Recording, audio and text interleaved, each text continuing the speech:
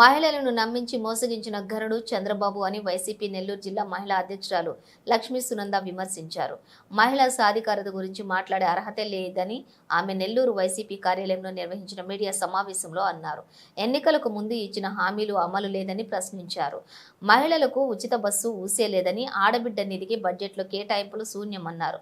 దీపం పథకం కూడా పూర్తిగా అమలు చేయడం లేదన్నారు. ప్రతి మహిళకు జగన్ అండగా నిలిచారని చెప్పారు. అసెంబ్లీ వేదికగా మహిళా సాధికారత గురించి సీఎం చంద్రబాబు మాట్లాడటం దెయ్యాలు వేదాలు వల్లించినట్లుగా ఉందని దుయ్యబట్టారు. ఆశా వర్కర్లను నిలువున మోసం చేశారని, మహిళా వాలంటీర్ల కడుపు కొట్టారని ఆగ్రహం వ్యక్తం చేశారు.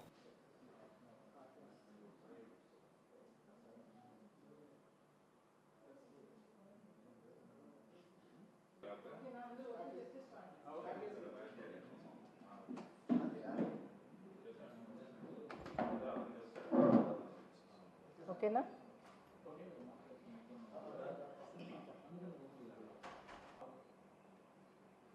అందరికీ నమస్కారం. కొత్త సంవత్సరంలోకి అడిగడిగి 3వ నెల గడుస్తున్న కేబినెట్ సాక్షిగా సూపర్ 6 హామీలకి ఎగనామం పెట్టింది కూటమి సర్కారు.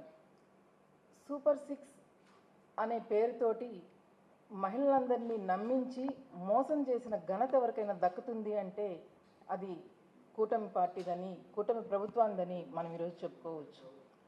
సూపర్ 6 హామీల్లో భాగంగా తల్లికి వందనం అనే హామీని కూటమి పార్టీ ఎన్నికల వేళ ప్రకటించింది. కానీ తల్లికి వందనం అంటే ఒక ఇంట్లో ఎంతమంది చదువుకునే పిల్లలుంటే అంతమందికి ఏడాదికి 15,000 చొప్పున ఇస్తామని చెప్పి చంద్రబాబు నాయుడు గారు ప్రతి పార్టీ మీటింగ్లో ఉదరగొట్టి మరీ చెప్పారు. ఎంతమంది ఉంటే అంతమంది, ఒక ఇంట్లో ఒకరున్నా, ఇద్దరున్నా, ముగ్గురున్నా, నలుగురున్నా కూడా అంతమందికి ఇస్తాము ఏడాదికి 15,000 చొప్పున అని చెప్పి చంద్రబాబు నాయుడు గారు చెప్పడం జరిగింది. అలాగే వాళ్ళ పార్టీ శ్రేణులందరూ, కూటమి ప్రభుత్వంలో ఉండే ప్రతి ఒక్క పార్టీ వాళ్ళు అందరం చెప్పడం జరిగింది.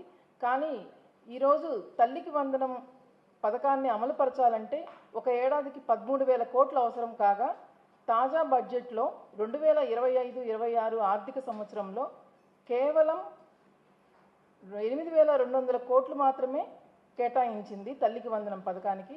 అంటే మిగిలిన విద్యార్థులందరూ చదువుకోవడానికి అర్హులు కారా? వాళ్ళకి చదువు అవసరం లేదా? కేవలం కొంతమందికి మాత్రమే ఇచ్చి ఒక 60%, 55% ఇచ్చి మిగిలిన వాళ్ళకి ఆపేస్తారా అని చెప్పి కూటమి ప్రభుత్వాన్ని ఈరోజు నేను ప్రశ్నిస్తున్నాను. అలాగే మహిళలకి ఉచిత బస్సు పక్క రాష్ట్రం నుంచి కాపీ పేస్ట్ చేసి మహిళలకి ఉచిత బస్సు పథకాన్ని ప్రవేశపెట్టారు. ఎన్నికల్లో భాగంగా రాష్ట్రంలో ఏ ప్రాంతం నుంచి ఎక్కడికి వెళ్ళాలన్నా కూడా మహిళలందరికీ బస్సు ఉచితమని చెప్పి చంద్రబాబు నాయుడు గారు ప్రతి పార్టీ మీటింగ్లో చెప్పారు. ఎక్కడికైనా వెళ్ళండి, పుట్టింటికి వెళ్ళండి, అత్తింటికి వెళ్ళండి, అక్కింటికి వెళ్ళండి, చదువుకోవడానికి వెళ్ళండి, పనికి వెళ్ళండి, రాష్ట్రంలో ఎక్కడైనా తిరగండి, చంద్రన్న పేరు చెప్పండి చాలు, బస్సు ఎక్కండి, ఫ్రీగా ఊరంతా తిరిగిరండి, రాష్ట్రం అంతా తిరిగిరండి అని చంద్రబాబు నాయుడు గారు చెప్పారు. కానీ అసెంబ్లీలో వాళ్ళ మహిళా మంత్రి గారే తూచి మేము అలా చెప్పలేదు, ఏ జిల్లా మహిళ ఆ జిల్లా వరకే తిరగాలి, బయట సరిహద్దులు దాటి వెళ్ళేదానికి అవకాశం లేదు, వాళ్ళకైతే ఉచిత బస్సు వర్తించదు అంటే, ఫర్ ఎగ్జాంపుల్ నెల్లూరు జిల్లాలో ఒక మహిళ ఉందని అనుకుందాం. ఆమె నెల్లూరు నుంచి అటు ఒంగోలుకి వెళ్ళాలన్నా, ఇటు కడపకి వెళ్ళాలన్నా, ఇటు తిరుపతికి వెళ్ళాలన్నా కూడా టికెట్ పెట్టుకోవాలి వాళ్ళు చెప్పిన విధానం బట్టి. 10 నెలలు కావస్తుంది కూటమి ప్రభుత్వం ఏర్పడి. ఇంతవరకు మహిళలకు ఉచిత బస్సు అనే పథకాన్ని అయితే ఎక్కడ అమలు చేసే విధంగా వాళ్ళు ముందుకు అడుగులు వేయడం లేదు. నేను ప్రశ్నిస్తున్నాను ఈరోజు, మహిళలకి ఉచిత బస్సు అనే పేరుతో మహిళలందరినీ ఓట్లు అడిగి వాళ్ళ చేత ఓట్లు వేయించుకొని ఈరోజు మహిళల్ని మోసం చేయడం కాదా అని నేను ప్రశ్నిస్తున్నాను కూటమి ప్రభుత్వాన్ని. అలాగే ఆడబిడ్డ నిధి మహానాడు సభల్లో ప్రజల సాక్షిగా చంద్రబాబు నాయుడు గారు ప్రతి ఒక్క మహిళకి 19 ఏళ్ల నుండి 59 ఏళ్ల వరకు ప్రతి మహిళకి, ఒక కుటుంబంలో ఎంతమంది ఉంటే అంతమంది మహిళలకి నెలకి 1,500 చొప్పున ఆడబిడ్డ నిధి కింద ఇస్తామని చెప్పారు ఎన్నికల వేళ. అలాగే కానీ ఈరోజు 1,80,00,000 మంది మహిళలు ఆడబిడ్డ నిధి కోసం ఎదురు చూస్తూ ఉంటే 32,400 కోట్లు ఏడాదికి అవసరం కాగా ఒక్క రూపాయిని కూడా తాజా బడ్జెట్లో ఒక్క రూపాయిని కూడా ఆడబిడ్డ నిధికి కేటాయించలేదు. అంటే ఆడబిడ్డ నిధి అని ఓట్లయితే వేయించుకున్నారు, కానీ ఆడబిడ్డలందరినీ మీరు మోసం చేసినట్టుగా దానికి కూటమి ప్రభుత్వాన్ని ఈరోజు నేను ప్రశ్నిస్తున్నాను. అలాగే ఉచిత సిలిండర్లు, ఒక మహిళకి ఒక సంవత్సరానికి 3 ఉచిత సిలిండర్లు ఇస్తామని చెప్పారు. ఒక మహిళకి ఒక సంవత్సరానికి 3 ఉచిత సిలిండర్లు. కానీ ఒక ఏడాదికి మహిళలందరికీ ఉచిత సిలిండర్లు ఇవ్వాలంటే 4,000 కోట్లు అవసరం కాగా బడ్జెట్లో వాళ్ళు కేటాయించింది కేవలం 2,439 కోట్లు మాత్రమే. బిలో పావర్టీ లెవెల్లో ఉండే ఎల్పిజి గ్యాస్ వాడకదారులు ఎంతమంది ఉన్నారు అంటే 1,48,00,000 మంది ఉంటే ఒక కుటుంబానికి ఒక్క సిలిండర్ని మాత్రమే కేవలం 90 లక్షల మందికి మాత్రమే ఈ రోజు వరకు సిలిండర్లు ఉచితంగా ఇచ్చున్నారు. అంటే మిగిలిన వాళ్ళ పరిస్థితి ఏంది? ఈ 90 లక్షల మందికి మిగిలిన 2 సిలిండర్లు ఎప్పుడు ఇస్తారు? అసలు ఒక్క సిలిండర్ కూడా ఇవ్వని వాళ్ళకి 3 సిలిండర్లు ఎప్పుడు ఇస్తున్నారని నేను కూటమి ప్రభుత్వాన్ని ఈ సందర్భంగా ప్రశ్నిస్తున్నాను. అలాగే 50 ఏళ్ళు నిండిన ప్రతి ఒక్క ఎస్సీ, ఎస్టీ, బీసీ మహిళలందరికీ పెన్షన్ ఇస్తామని చెప్పారు. ఈరోజు అది ఎక్కడ అమలుపరిచిన విధానంలో అయితే లేదు. అలాగే మహిళలందరికీ ఎన్నికల వేళ హామీలో భాగంగా మహిళలందరికీ 3 లక్షల నుంచి 10 లక్షల వరకు 0 వడ్డీ రుణాలు ఇస్తామని చెప్పారు. ఎక్కడ దాన్ని కూడా అమలుపరిచిన దాఖలా కానీ ఎలా అమలుపరచాలని కానీ ఎక్కడా చర్చించిన ఇదిగా లేదు, ఎవరికి ఇచ్చలేదు. అన్న మీకెవరికైనా అన్నదమ్ములు, మా మీడియా మిత్రులందరినీ అడుగుతున్నాను, మీ ఇళ్లలో ఎవరికైనా ఈ హామీలు కానీ లేకపోతే ఈ రుణాలు కానీ వచ్చాయా? ఏమ్మా మీకందరికి ఎవరికన్నా వచ్చాయా? అర్హులైన మహిళలందరికీ ఎవరికన్నా వచ్చాయా? మీకు తెలిసిన వాళ్ళకి ఎవరికన్నా వచ్చాయా? ఎవ్వరికి కనుచూపు మేరలో రాష్ట్రంలో, జిల్లాలో ఎక్కడ అడిగినా కూడా ఎవ్వరికి పథకాలు రాలేదనే చెప్తున్నారు. కానీ కూటమి ప్రభుత్వం ఎన్నికల ముందైతే ఈ హామీలందరినీ ఈ హామీలతోటే మహిళల చేత ఓట్లు వేయించుకొని ఈరోజు మహిళలందరినీ మోసం చేశారు. ఆ తర్వాత వాలంటీర్స్ విషయానికి వస్తే వాలంటీర్స్ అయితే 5,000 నుంచి 10,000 జీతం పెంచమని వాళ్ళెవరూ ఎప్పుడు అడగలేదు. వాళ్ళని కొనసాగించమని అడిగారు. వాళ్ళు ఏం చెప్పారు? నిమ్మల రామానాయుడు గారు అనుకుంటాను, ఆయన ఏం చెప్పారంటే ఎన్నికల వేళ, అయ్యా మీరందరూ నిరభ్యంతరంగా పనిచేయండి, మిమ్మల్ని వాలంటీర్ వ్యవస్థని కొనసాగించడమే కాకుండా 5,000 నుంచి రెట్టింపు చేస్తాం, అంటే 10,000 ఇస్తామని భవిష్యత్తు చెప్పారు. 10,000 ఇచ్చాక మీరందరూ మా ఇంటికి ఒక స్వీట్నో లేకపోతే అక్కడ ప్రసిద్ధి చెందిన పూతరేకులనో లేకపోతే మీ ఇంట్లో ఒక గేదెనితో జున్నునో తీసుకొస్తారు, అవి తెచ్చి మాకు ఇచ్చి తినిపించండి, మీరందరూ మా అప్పుడు కలుసుకుందాం మేమని చెప్పి చాలా సంతోషంగా చాలా గర్వంగా ఆయన హామీని ఇచ్చారు. కానీ ఈరోజు ఏం మాట్లాడుతున్నారు? అసలు వాలంటీర్ వ్యవస్థే లేదు, లేని వ్యవస్థకు మేము ఎక్కడ జీతాలు ఇస్తామని చెప్పి కూటమి ప్రభుత్వం మాట్లాడుతుంది. వాలంటీర్ వ్యవస్థ లేనప్పుడు విజయవాడలో వరదలు వస్తే మీరందరూ ఎందుకు వాలంటీర్స్ చేత పనులు చేయించుకున్నారయ్యా? ప్రతి ఇంటికి వెళ్ళి వాలంటీర్సు వాళ్ళకి కావాల్సిన ఫుడ్ అయితేనేమి, వాళ్ళకి కావాల్సిన మందులు అయితేనేమి, వాళ్ళకి కావాల్సిన బట్టలు అయితేనేమి అన్ని రకాలుగా అండగా ఉండి వాలంటీర్స్ కష్టపడ్డారు. విజయవాడ వరదలు వచ్చినప్పుడు ఆ రోజు ఎందుకు పిలిచి వాలంటీర్ల చేత పనులు చేయించుకున్నారు? ఎన్నికల వేళ ప్రజాసాక్షిగా మీరు ఇచ్చిన హామీనే కదా అది.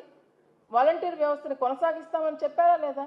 వాలంటీర్లకు 5,000 నుంచి 10,000 వరకు వాళ్ళకి గౌరవ వేతనం కల్పిస్తామని చెప్పారు కదయ్యా, ఇప్పుడు ఎందుకు చేయట్లేదు అని చెప్పి వాలంటీర్ల ద్వారా 2,60,000 మంది వాలంటీర్లు ఈరోజు రోడ్డును పడ్డారు.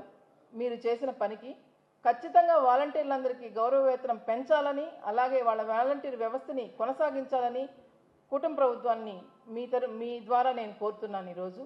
అలాగే ఆశా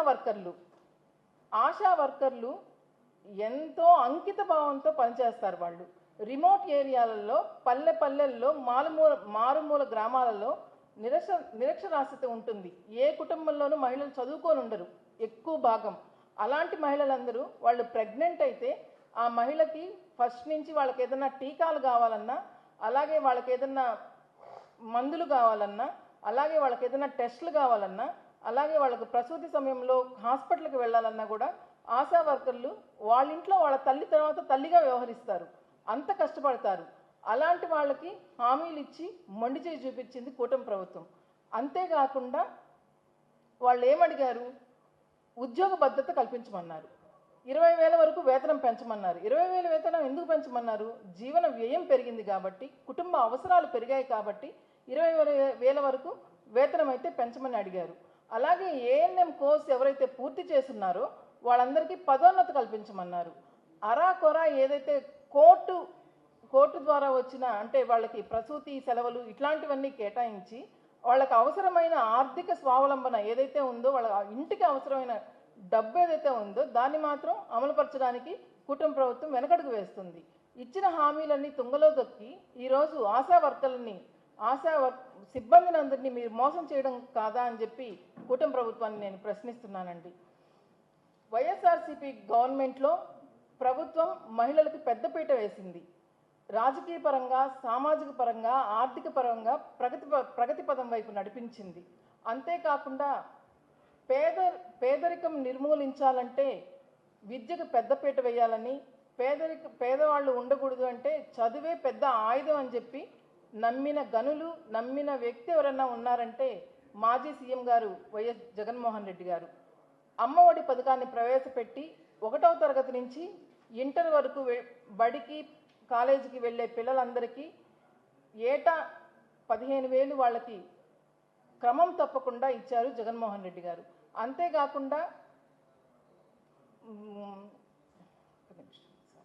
అంతేకాకుండా కార్పొరేట్ స్కూళ్ళను తలదన్నేలా కార్పొరేట్ స్కూళ్ళను తలదన్నేలా నాడు నేడు కార్యక్రమం ద్వారా స్కూళ్ళని అభివృద్ధి పరిచి రోజుకొక కొత్త మెనూతో గోరుముద్ద తినిపించారు జగన్మోహన్ రెడ్డి గారు. చేయుత ద్వారా ప్రతి మహిళకి సంవత్సరానికి 18,750 రూపాయలను అందించారు. మహిళా ఆర్థిక స్వావలంబన కల్పించారు జగన్మోహన్ రెడ్డి గారు.